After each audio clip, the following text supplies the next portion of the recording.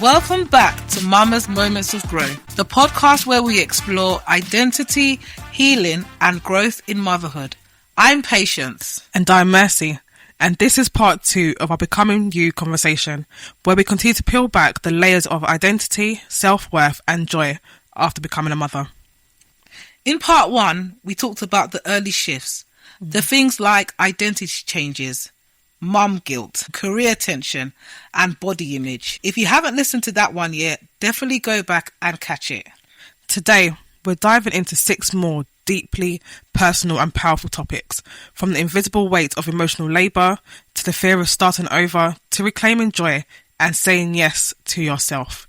We're getting real about what it means to find your way home to yourself, one brave choice at a time. I know this may be hard to believe or even see, but in the middle of, the endless laundry, the school activities, the career, the long to-do list, and so on and so forth. But the truth is, motherhood sometimes redirects your entire path. And starting something new can feel super scary and even nerve-wracking. I mean, just thinking about it and where we are now, it is a lot. But there is so much dependent on us, our organisational skills and ability to multitask. You might wonder, am I too old for this? Is it too late? I remember for me, I did actually have these thoughts, and there was a funny thing. I'll tell you a bit of a truth.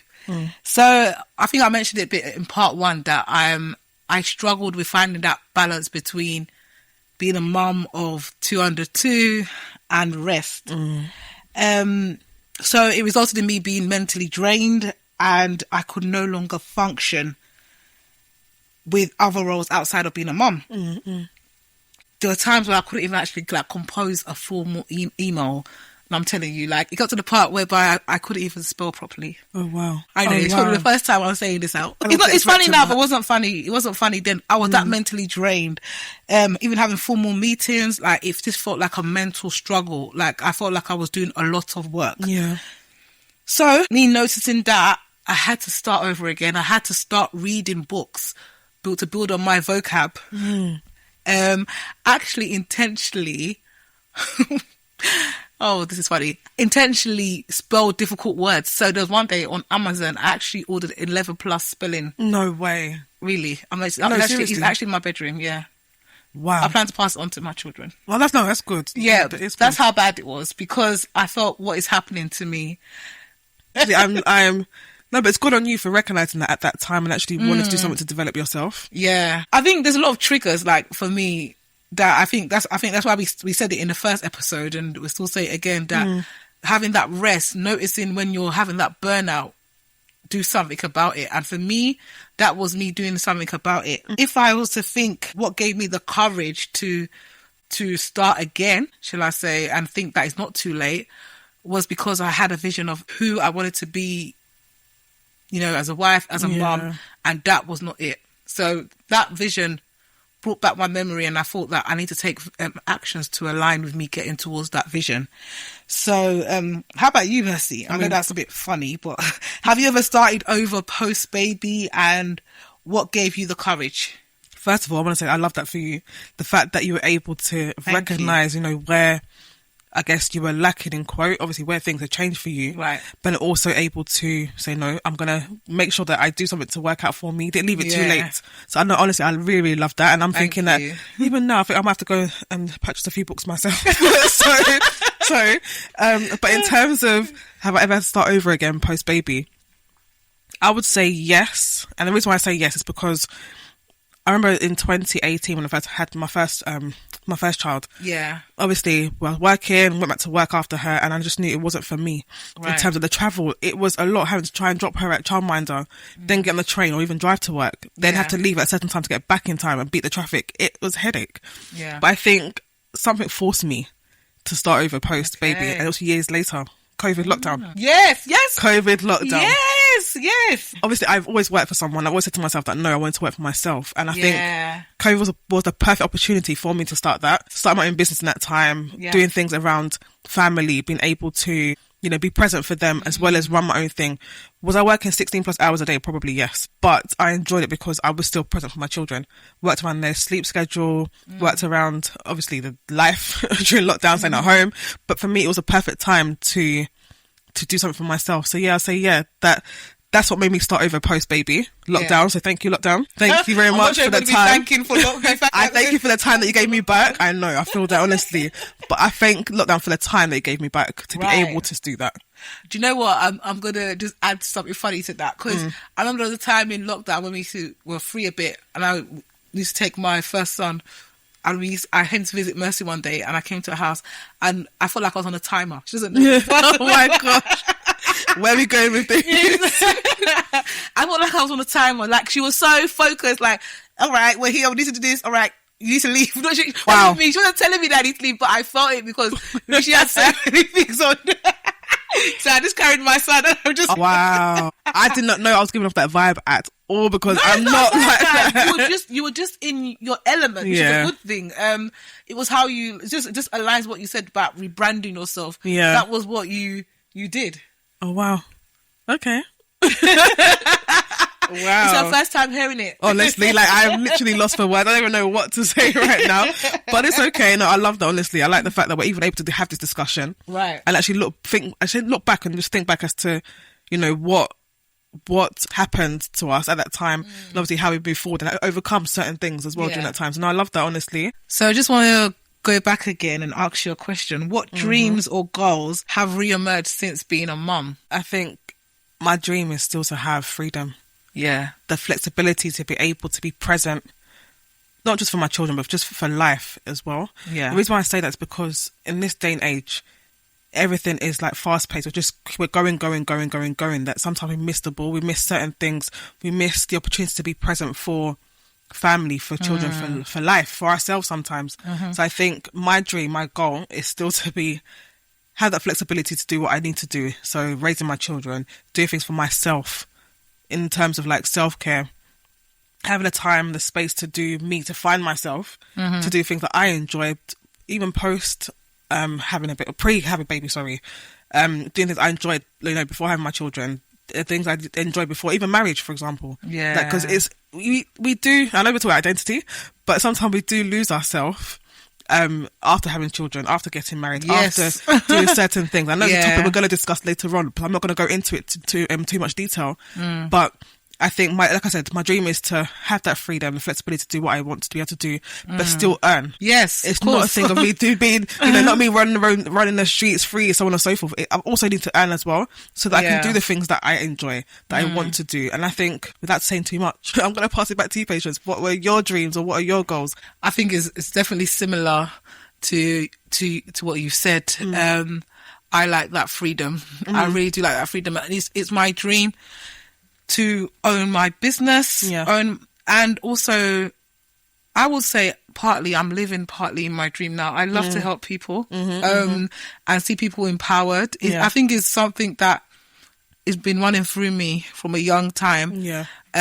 So even doing podcasts like this, having you gone through something, how do you use what you've gone through to encourage somebody? I think it's re-emerged now, shall I say. I love that. And I think as well, I mentioned, I'm not even sure if I mentioned in the previous podcast, but how I started my balloon business during COVID. So fun fact about me and Mercy, we both started businesses. Literally. Mercy, what was your business? You haven't told us yet. Mine, well, I started off as a virtual assistant. Yeah. And then I guess where my skills were, I now pivoted to become an online business manager. So at OBM instead, again, supporting people with their business, all things automation, all things like SOPs, their processes, operations, basically. So yeah, that was. You're not going to plug yourself in on this podcast, then, girl. I mean, I've dripped a little bit of, you know, salt and sugar out there. So if you do need something, hit me up. Without saying too much, because that's not the purpose of this podcast. But so like I said as well, I did the balloon business. Yeah, and I think for me, it allowed me to really bring out my creativity, something that I'd really lost in a while. And I think you will find out more in our upcoming episodes about, you know, what have we lost about ourselves. By the way, the balloons were amazing. Like, we already ordered from her. She did one for my birthday, for my husband, for Father's Day. You know, she did one for family, friends. So no, honestly, I'm going to, you know, give her flowers too, because she did amazing. So, thank you. I'm on pause on slowly not doing it anymore. And I know that I'm trying to get her to go, you know, come back to it. So, you know, still do it on the sides. But that was, I would say that was partly me living in my dream, being allowed to allow my creative juices to flow, and not just be tied down to, I don't know, like, let me give you, for example, I studied accounting and management in uni, a short digress, but it didn't allow me to do any creativity. All I needed to have was a rule book. So I like when I can free flow. And so being able to free flow does allow me to live in my dreams, shall I say. No, I love that. So motherhood can be lonely, even with people around. You can feel invisible. I mean, there is a great feeling of living in your dreams, but one should not also forget that motherhood can be so lonely. Even with people around, you can feel invisible. I mean, I know that's right. And, you know, that's why we're having these conversations. That's why they matter, you know, to let you know that you're not alone, even when you may feel like, you know, you are, or it may not even seem like you're not alone. You know, you understand. For me, Mama, I'm going to ask you mums out there, can you recall a time when you felt unseen? You know, what helped you to move through that?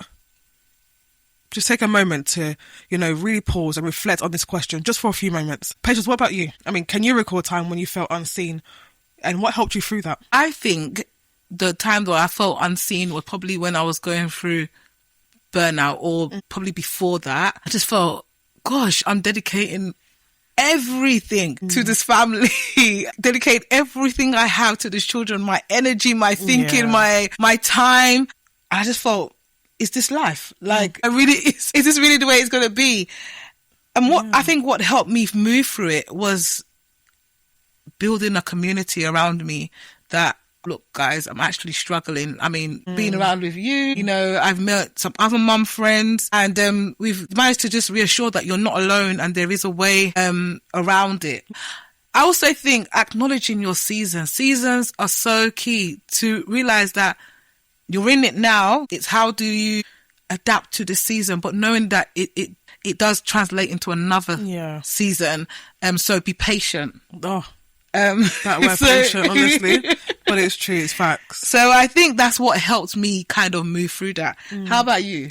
I mean, for me, it would have been, you know, just after I gave birth. And the reason why I say that's because obviously we're transitioning between being like a newlywed or married couple to now having a child. And, you know, I felt like I was being unseen because people now saw me as a mother of someone, not me.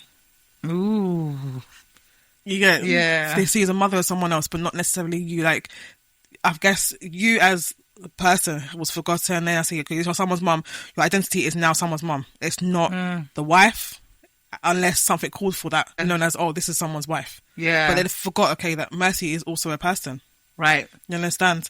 And then people now saw me as Mercy the mum, not Mercy the woman. And I think it's, I mean, what helped me through that, I guess, is the fact that I was able to speak to friends who still knew me as Mercy, not as, oh, you're a mum now, oh, you're a wife now. So it brought gentle reminders as to who I was before, what I enjoyed, and not just, you know, talking all the time about, oh, being a wife, all the time, oh, being a mum. You know, just spoke about life in general. And at that time, it made me feel like, obviously having those conversations and being part of that conversation, oh, I'm still me. I didn't have to bring up my child or life as being a married woman or anything like that. It was, I was able to just be me and forget about everything else for that moment, in time. But in terms of, obviously we're speaking about what's happened, but in terms of staying connected to yourself, you know, how do you stay connected to yourself and, you know, for other people as well in season of what you may feel as isolation? That's a good question. I don't think, did I pass this test of the questions? So I'm trying to make sure I answer in truth. How did I stay connected to myself in those seasons? I think I'll go back. I said that building that community. I think I had a lot of WhatsApp groups going. Yeah, don't I know it? Honestly. And you know, people just checking on how are you, how are you, you know, how are you doing, offering you tips. It kind of balances you, shall I say. Yeah. And it's helpful when you have mums as well that have known you, not just how to become a mother, but they've known you when you wasn't a mother. Yeah. That remind you of certain things that you used to do. So for me, that allowed me to stay kind of connected to myself. And also, I think as well, you always get a knock on your heart. Yeah. A knock, like, you know, you're meant to be doing more than this. Like, you know, it might be a season, but remember, you've also got all these other things that you've said you've got to do. So I think it's staying close to your heart. Yeah. For me, I tend to be sensitive to those little knocks on my heart, shall I say. No, I love that. And I think I can actually relate to that and say it's more or less the same thing. I've got lots of mum groups. You got school groups. You've got different mum groups. Yeah. Honestly, but also have like my friendship group. It's my sibling groups. Yeah. And that's a way for me to stay connected to myself. Because Yes. again, in mum groups, you talk about mum stuff. In your other groups, there's other things like life, events coming up. General Just checking banter. in. Yeah, exactly. Yeah. So that's a way of staying true to myself or gets connected to myself. But also listening for me. I'm a lover of old school. So I go back and listen to my old school music, just do things that I guess more or less did pre. Can you name one of your favourite songs? No, we're not going to do that on here. No, we're not. Did you just say that? But just know that I love old school. That's all that matters. I love old school. Come on, just one. No, we're not going to go there. Okay, all right, fair enough. We ain't going to go there, not now. I guess a lot of you will probably, you'll be able to tap in just by me saying old school. Every song under old school is part of it. No, not one song I could name. Old school's kind of my favourite as well, actually. Honestly, it's a vibe. Honestly, it really is. But that's how I stay connected to myself. Again, just like you, the different groups, the reminder of who you were, and I guess who you kind of still are, because you are still there underneath all of the different titles and underneath the title of being a mum and needing to be present as a mum and so on and so forth. You are still there. So I think, that's a way for me. Okay. I mean, even just talking about that, being a mum, often we always think that we have to be perfect. We have to come correct. We have to, have everything together. Yes. But honestly speaking, perfection is a trap. It is such a trap. The endless expectations to just get it done because frankly, as a mum, you get it done no matter what. Even if you're tired, you're burnt out, you keep going no matter what until the body literally says to you, no. And that point is a point of the aches, the pains, the hospital trips. And that's not the time that you want to get, that's not where you want to get to. Yes. But frankly, sometimes it is where we are.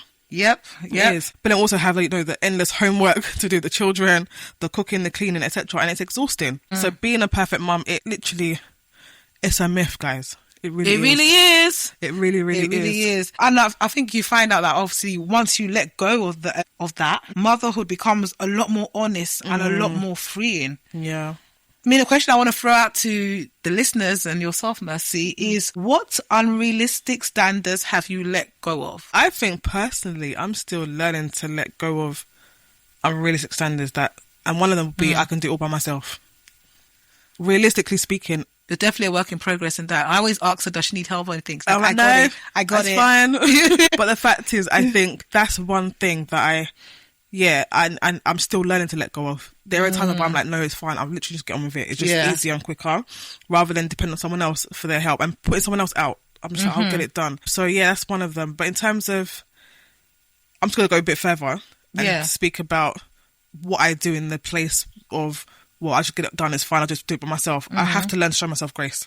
Yes. Even when I can't get it done and when time doesn't allow. We all have 24 hours in a day. Yeah. The same number of hours in a day. Some of us may have 16 hours being awake. So we have 8 hours sleep. Some of us might have 22 hours, only sleep 2 hours because, we've been up all night doing other things. Yeah. But I have to show myself grace in the midst of being a mum and also being part of the standards that I need to let go. I feel like I have to show myself grace. Yes, I can get it done, but I don't have to get it done at that time. Yes. I should learn to say no. Learn to say, look, I'll do it later. Yeah. Even if that later means in another week or two, so be it. I think you've heard that in some of our past podcasts as well. We've been saying that. Yep. I mean, what about you? What stunt have you had to let go of? Superwoman, she doesn't exist. I think if you're around me, you'll hear me say that. Superwoman, I don't know if she exists. I think a lot of times people are like, you're so strong. I mean, you've got it all together. And I'm thinking, oh my gosh, if only you knew. There was one thing we used to say when I was in uni was like, Superwoman has to hang up her cape or wash her cape. Well, sometimes she can't be flying around the same cape all the time. Standard. And for me, I really took on that. When I had my first son, I was like, yes, okay, I've got to show everybody that I've got this together. You know, I'm not falling on one part. Everything is right. And after I was like, you know what? I have not. So even, let me tell you one example. I don't like people coming to my house and my house is messy. If you come to my house impromptu and my house is messy, I'll be itching on my chair thinking, oh my gosh. So I used to have a standard. There was a time whereby, I remember I was banging on to my husband, look, we need to work smarter. So we're going to go and buy a Dyson Hoover so that every night we can hoover the floor, make it all clean and stuff, and then we can start the day again, just in case anybody comes. Yeah. And there's those times whereby I thought, it's not realistic. It's not realistic. So I got myself a cleaner. Yeah, I got a cleaner. I didn't clean it myself. I got a cleaner because I couldn't do it. Working smarter though. Exactly. Working smarter, honestly. So, for me, that Superwoman thing had to go fast. How do you show yourself grace? In the chaos of parenting. Oh, gosh, how do I show myself grace? For me, I realised I think it's quite similar to you. If I can't do it now, I know that I'm going to do it someday when I have the energy to do it. It's going to be on my checklist, yes, somehow, and it's going to get done. And it might just not be now, and it's okay. I think I'm still learning to show my grace, to show myself grace some more, shall I say? But that is one thing that I say I do. So, you know, we've realised that motherhood is not perfect at all. Yeah. But there's also, I think, a need to set boundaries for yourself and other people. It's a tough one. And the reason why I say that is because as much as you want to set boundaries for yourself, which you know you need, yes, you run the risk of offending people.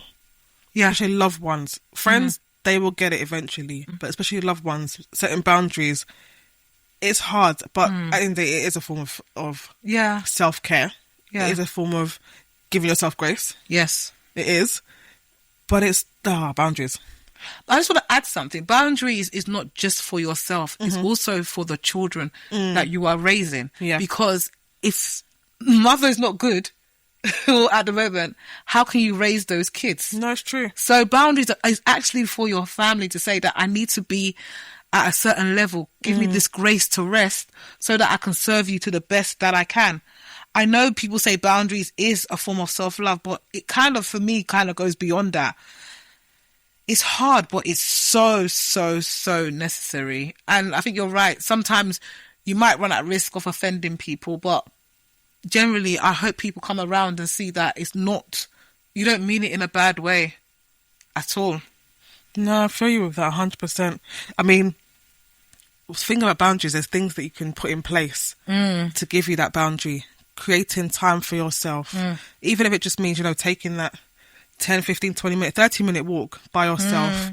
It's really a game changer. Definitely. It boosts that level of, is it dopamine? That feel good feeling. We all need some dopamine. Honestly, you know, creating that clear head space so that you can think. Yeah. Once you're good, everything else becomes good.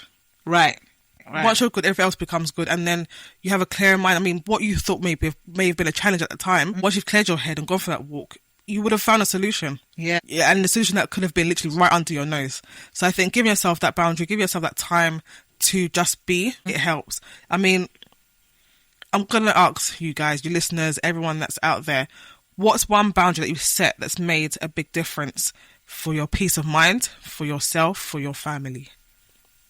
And I also, you know, ask that same question to you, Patience. What's about boundary I've set? Yes.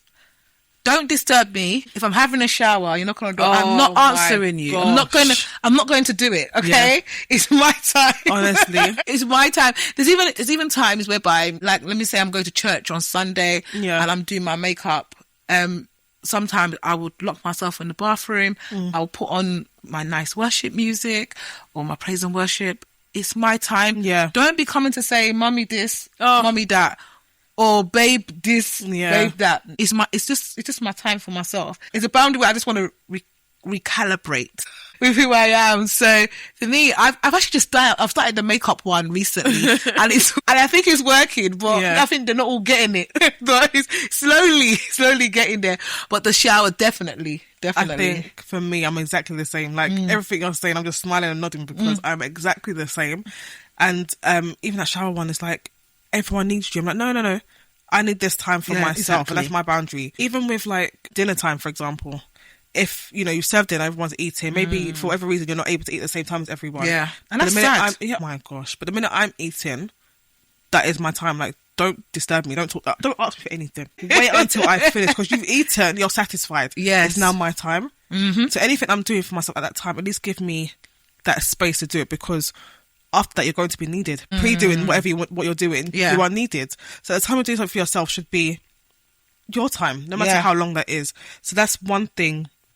And in terms of how I can protect that time space, I'll make it clear to everyone in the house that I'm doing this. I need this amount of time. Yeah. So that it's clear. So it's not like I'm just, I'm in quote fobbing everyone off. That's not what I'm doing. I'm literally just creating that downtime for myself so that I can reset. So that I can have that feel good feeling, emotion. If not, I'm not going to be the best for you. Yeah. I won't. I totally understand that. I think as well, how we that protect. For me, I repeat. I repeat the same thing. You're not getting the message. I repeat it again. You have to. Like when I stand at the same timing, I'm going, I'm locking the door. Yeah. And I'm doing the same thing. It'll sink in eventually. That's it. It literally will. It will. Oh my gosh.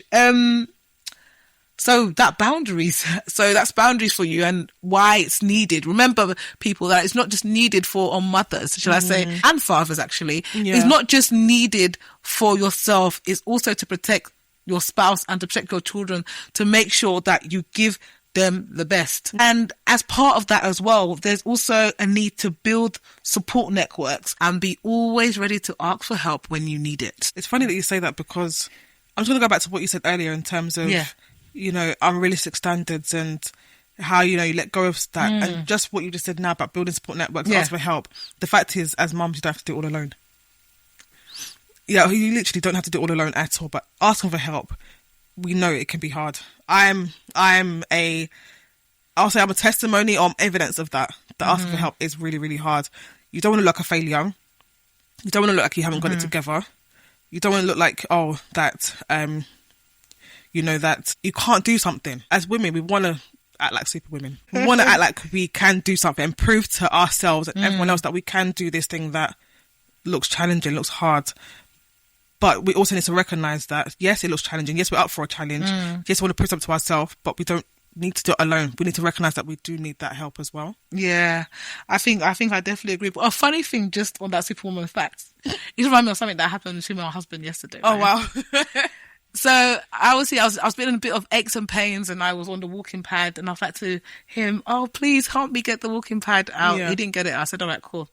So Superwoman came out. Fine, I could do it all by myself. Yeah. And then after I finished, and then I was on the walking pad, obviously because I've done extra exercise now, I was still in much more pain. Yeah. So I said, "Oh, please, can you help me tidy up?" Yeah. And then after he's like, "Oh yeah, all right." He's coming, and he's carried on doing what he was doing. Yeah. And I thought, oh my gosh, if you're not going to do it in the time that I need to do it, I carry on doing it. But the point is, though, at that time, you recognised that you did need help. That's the funny thing. What made me realise is that what I'm saying is that asking for help is not as easy as you think. You think it is, or sometimes you can have a bit too much pride in you. Yeah. And funny, to go back to what happened, he said to me, he came upstairs and he's like, "Oh, I've noticed you put away the walking pad." Yeah. Then I was like, because I thought you said you really, really needed help. Because obviously you didn't. But in me, I was like, oh my. Man. But in me, I was like, I really did. But it made me sit down and actually reflect about what we're talking about today. That you need to ask for help, and then when you ask for help, leave it. That's it. Leave it, that it will get done. It might not be in your own time. But it's funny you say that, because when people ask us for help, children, they expect it done there and then. That's it. But obviously when we ask for help, it's like, oh, I'll get to it in a minute. I'll get to it later. It's fine.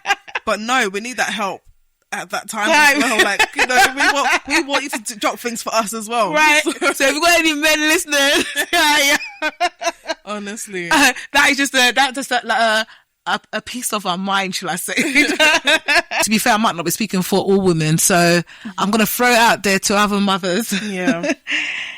Have you struggled with asking for help, and what changed that? So that's a question for you mothers or our listeners out there.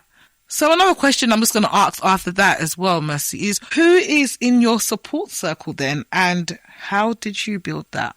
My support circle, I think first and foremost, it would be family, especially if you're privileged enough to have family that lives near you and are supportive. For me, it was, well, for one of them, it's yourself, Patience. Yep. Thank God for that. But also, like, I have my mum, I've got my siblings, where possible. Obviously, everyone has a life of their own, so you can't depend on them too much. And let me tell you now, grandparents and aunties and uncles are not grandparenting and auntie and uncle like before. We call them modern day grandparents. Yeah. I remember in my days, like, literally you had your grandparent and they were at home. You guys were able to go to their house anytime. Now our grandparents, in quote, our children's grandparents, are living life. And I love that for them. I really, really do. Yeah. So that's why I say where possible.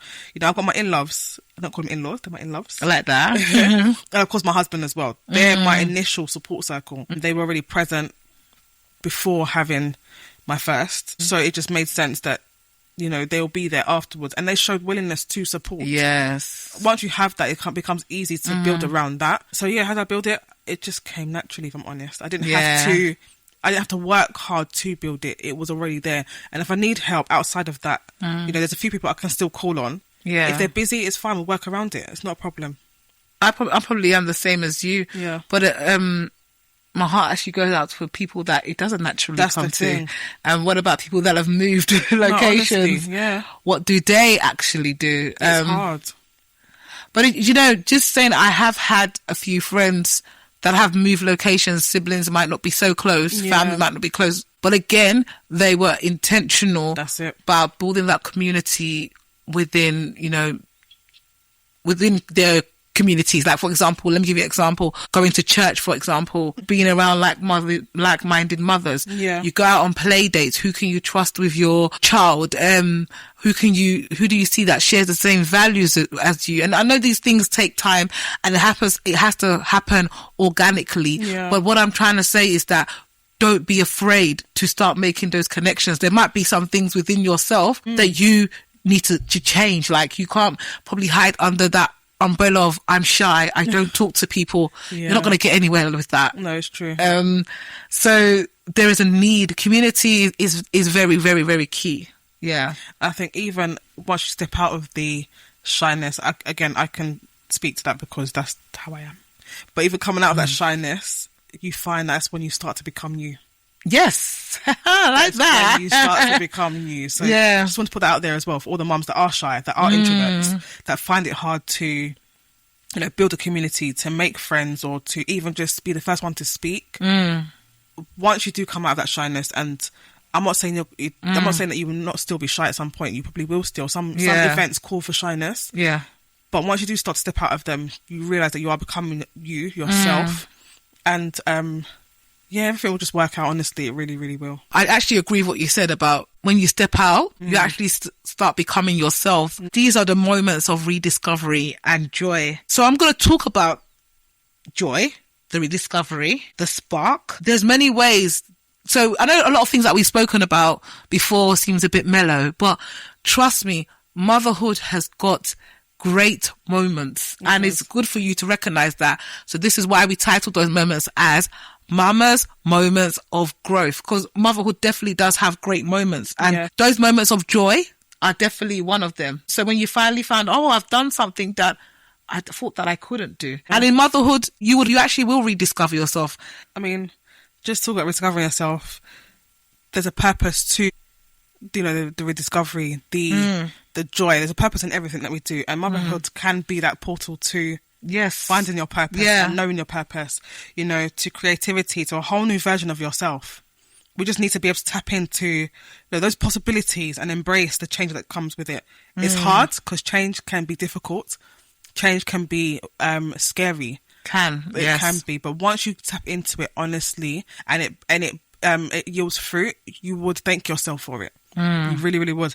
But Mama, let me tell you, there is a purpose to your journey as a mum. I know that it may not look like it now. Definitely. You may be going through so many different challenges that you can't even speak on it with other people. But I can promise you there is, a purpose to that journey. Maybe the creative side of you, that you thought that it wasn't anything, it wasn't there, I'm going to bury it within. It was supposed to come out at a time of you becoming a mum. Once you became a mum, just tap into it. Don't be afraid to start doing things that you once loved that you just just bury because I don't have time for that, or there's no need for that, I can't do that right now, I need to focus on other things. Step back and tap into it. There's a purpose to you being called a mum, to the journey of motherhood, and to the journey that you're on right now. I like that. Let me ask you, what something that brings you joy? We talk about joy, rediscovery. What brings you joy? What reminds you of who you are? I mean, just take a minute to think about that. Really, really think about it, because we want you to leave this podcast on a high, on things that make you happy, the joy. We don't want you leaving, with a heavy heart or with a weight on your shoulder. This isn't a purpose for that at all. No. It's about becoming you. Yep. And by the time that you finish this podcast, you will start that process, and you will, I promise you, will find yourself. Yeah. Patience, what about you? What's something that brings you joy? What reminds you of who you are? I think when I'm able to align something that's close to home, like a skill that I have, like creativity, with family time. And I remember the moment of joy where the family, I went to Hobbycraft and I got all these, craft stuff. Yeah. And we were with the family and we made Elma together. And I was in my element. I remember that. Yeah, I was in my element doing creativity, and the family were having a blast. Everyone was just like so excited to get stuck in. And I think for me, that was a moment of joy. There's times for me whereby I say that where you have all the sacrifices you make upon a child or your children, and you finally see that it's paid off, or you're getting a result that you wanted. Yeah. That to me brings me so much joy, shall I say. It also reminds me of who I am. I think I mentioned it before, that I'm so for empowering people, even down to the kids. I'll be like, yes, there's more to you. You can do that. I have great belief in people. So that gives me a moment of joy. I mean, yeah, I can, honestly, the whole creativity thing and seeing people happy and joyful does bring patients a lot of joy. It really, really does, honestly. It really, really does. But also, I can tap into that and also say that for me, being there for other people. Yes. I'm someone that loves to serve where I can. Oh my gosh, she will. She actually does. As much as there's no time and stuff, but I will try and make that time where I can. And I love to see other people happy. Helping, supporting them fulfill their mission and their desires and what they want to accomplish and what they need to accomplish. That brings me a lot of joy, knowing that, I've been able to add to their journey to where they want to get to, or do what they need to do. I love doing that. And also celebrate other people's wins. Yay! That brings so much joy. If you're happy, believe I am happy. I'm like one of your biggest cheerleaders. I will literally be happy for you. Even just small things like you've moved a chair, something that you couldn't even do before. I'll be happy for you. If it's a thing of, you were able to get that job, or, lose that weight that you wanted to lose before that you found hard, I will literally celebrate so big for you that you'll be thinking, but this thing is so small. In comparison to how I would celebrate your win. That's who I was anyway, pre-motherhood. I always wanted to be someone that could support other people. And that just honestly brings me so much joy that I'm even going to go and find someone else I can bring that can support, just so I can get a little bit more joy in my system again. But honestly, I really, really love supporting people. That's just who I am. But mamas, I mean, we're speaking about joy, but in what ways are you used to becoming the woman that you want to be? What are you doing? What steps are you taking to find your joy? Because sometimes it's hard. Yes, we do lose joy sometimes in the journey of motherhood, because we're just there. We're repeating the same, cycle every single day, doing this autopilot. What are you still doing to become the woman that you want to be? What do you need to do to become the woman that you want to be? What do you need to change? I mean, if you're still listening, which I hope you are. I know that we've been speaking for quite some time. If you're still with us, I need you to know, I know I keep going back on this, but your journey, it matters. Your journey of motherhood is important. And it really does matter. Even the parts that may feel small, slow, or invisible, they're parts of your becoming. So before we close out, here are some tips for you to take away. Number 1, reconnect with what matters. Pause and ask, what still feels important to me, even in this season? Start noticing what lights up, even if it's small. That's the beginning of coming back to yourself. Number 2, remember who you are outside of your role. You're more than just a title. Revisit your essence, your creativity, your curiosity, your courage.